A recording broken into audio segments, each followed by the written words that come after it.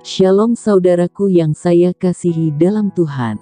Salam sejahtera bagi kita semua. Mari sebelum kita mendengarkan firman Tuhan, kita bersatu hati, kita berdoa. Bapa di surga, Bapa di dalam nama Tuhan Yesus Kristus. Saat ini kembali lagi, kami akan mendengarkan firman Tuhan. Kami mohon hikmat-Mu, agar kami dapat mengerti setiap firman yang akan kami dengar. Berbicaralah Tuhan, apa yang menjadi isi hati-Mu bagi kami. Dalam nama Tuhan Yesus kami berdoa. Amin. Renungan firman Tuhan, siang hari ini berjudul, Hiduplah sebagai anak-anak terang.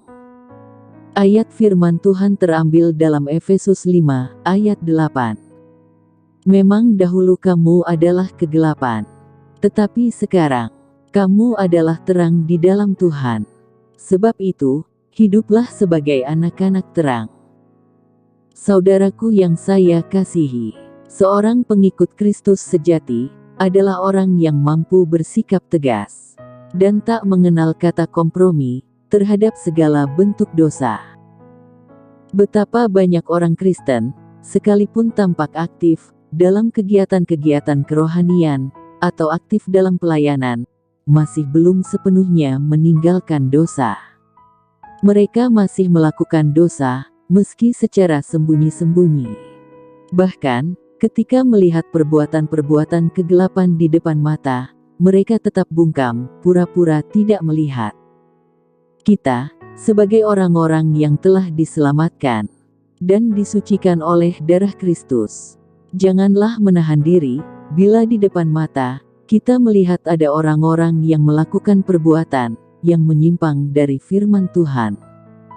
Sebaliknya, tegurlah, nasihati, peringatkan mereka. Seorang pengikut Kristus sejati harus memiliki keberanian menunjukkan sikap membenci dosa dan tidak berpihak pada kefasikan, melainkan memihak kepada Tuhan. Dalam Mazmur 94, ayat 16 dikatakan, "Siapakah yang bangkit bagiku melawan orang-orang jahat?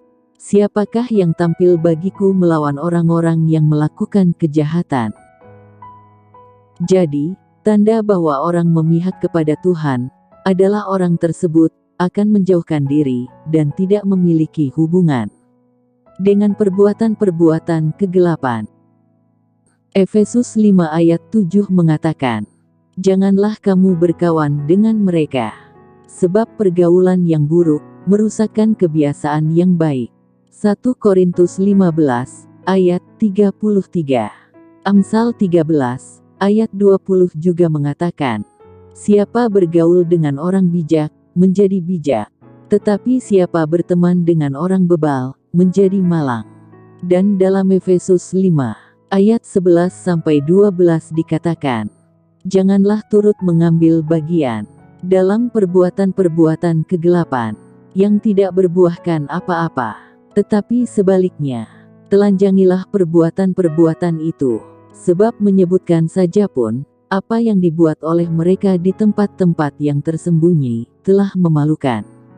Sebab, dahulu kamu adalah kegelapan, tetapi sekarang kamu adalah terang di dalam Tuhan.